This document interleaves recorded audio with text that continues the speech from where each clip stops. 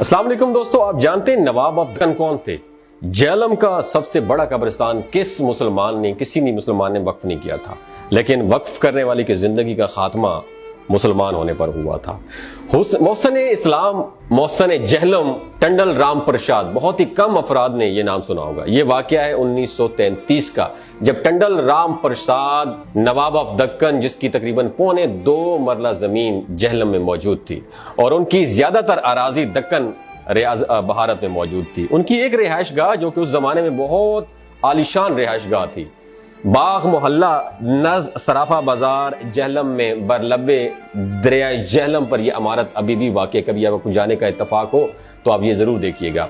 नवाब दक्कन टंडल राम प्रसाद इंतहाई रहम दिल और दरवेश सिफ्त इंसान थे, क्योंकि यह शख्स इंतहाई अमीर कबीर और नवाब खानदान का इकलौता वारिस था जो कि सोने का चम्मच लेकर पैदा हुआ था। अहले झेलम में सिर्फ चंद अफराद जानते होंगे उसको। नवाब ऑफ दक्कन अक्सर औकात अपनी आराजी देखने के लिए दक्कन से झेलम तशरीफ लाते और उन दिनों में वो झेलम डोक अब्दुल्ला के नजदीक अपनी जमीनों की देखभाल कर रहे थे।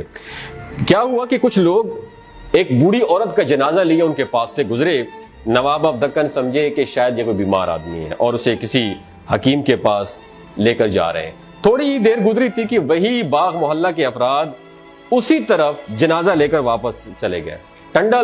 नवाब टंडल राम प्रसाद भी उसी रास्ते से खड़े थे और अपनी सवारी का इंतजार कर रहे थे। अजराए हमदर्दी उन्होंने उन अफराद में से किसी एक से पूछा कि अब इस मरीज का क्या हाल है। मरहुमा के एक बच्चे ने रो रो कर सारी दास्तान सुनाई कि उनके 2-3 जानने वालों ने अपनी जमीन में उसकी वालिदा की कब्र बनाने से साफ इनकार कर दिया है और अब हम इस औरत की कब्र अपने घर बनाने के सिवा हमारे पास कोई भी चारा नहीं है, तो हम इसकी घर में कब्र बनाने के लिए लेके जा रहे हैं। नवाब ऑफ दक्कन ये सुनकर बहुत रंजीदा हुए और बेशक याद रखिए दोस्तों, अल्लाह की रजा और मर्जी के बगैर न कोई नेकी कर सकता है और ना ही कोई बुराई कर सकता है। चुनाचे अल्लाह पाक ने टंडल राम प्रसाद के दिल में उस मरहुमा के लिए रहम डाला और नवाब साहब ने मरहुमा के बच्चों को अपने पास बुलाया और यकदम एक हैरत अंगेज ऑफर की कि अगर आपके मुसलमान भाइयों ने मैयत दफनाने से इनकार कर दिया है तो आप परेशान ना हो, ये जमीन, ये जायदाद 2.25 मुरब्बा जमीन जो है इधर ही रह जानी है, मैंने मर जाना है। अलबत्ता हम सब इंसानों ने जल्द या बदेर इस दुनिया को छोड़ देना है। आप लोग एक काम करें, आप लोग मेरी इस जमीन पर जिस जगह चाहते हैं अपनी वालिदा को दफन कर दें और आज से मैं ये अपनी 2.25 मुरब्बा जमीन मुसलमानों के कब्रिस्तान के लिए वक्फ करता हूँ। अच्छा, ये सुनते ही सब मुसलमानों की आंखों में तशक्कुर से आंसू आ गए और मरहुमा को दफनाने के बाद फातिहानी की गई और टंडल राम प्रसाद के लिए भी खुसूसी तौर पर बहुत सी दुआएं मांगी गई। चुनाचे ये दुआ बारगाह इलाही में जल्द कबूल कर ली गई और चंद रोज बाद टंडल राम प्रसाद ने एक वली कामिल सैयद बुखारी शाह साहब के हाथों इस शर्त पर इस्लाम कबूल कर लिया कि मैं अपना नाम तब्दील नहीं करूंगा।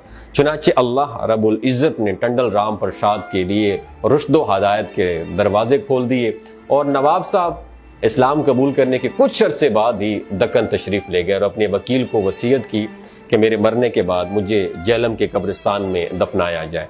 चुनाचे चंद साल बाद यानी क़याम पाकिस्तान से 5 साल कबल 1942 को झेलम और पाकिस्तान के मुसलमानों के मोहसिन इस दुनिया फानी से कूच कर गया और उसकी मैयत दक्कन से उनकी जाती गाड़ी में झेलम लाई गई और झेलम में बहुत बड़ी तादाद में मुसलमानों ने जनाजे में शिरकत की और झेलम के इस अजीम कब्रिस्तान में सपुर्दे खाक किया गया।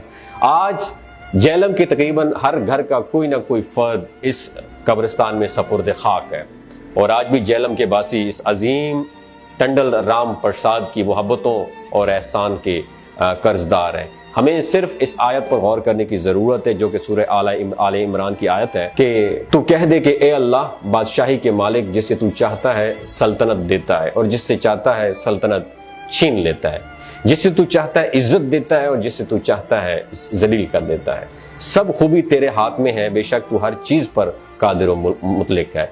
दोस्तों, ये तो थी कहानी दक्कन के नवाब टंडल राम प्रसाद की। आपने इस कहानी से क्या सीखा नीचे कमेंट सेक्शन में ज़रूर बताइएगा और अगर आप झेलम के रहने वाले हैं तो अगर आपने झेलम में इस कब्रिस्तान को अपनी आंखों से देखा है तो नीचे कमेंट सेक्शन में अपना एक्सपीरियंस ज़रूर शेयर कीजिएगा।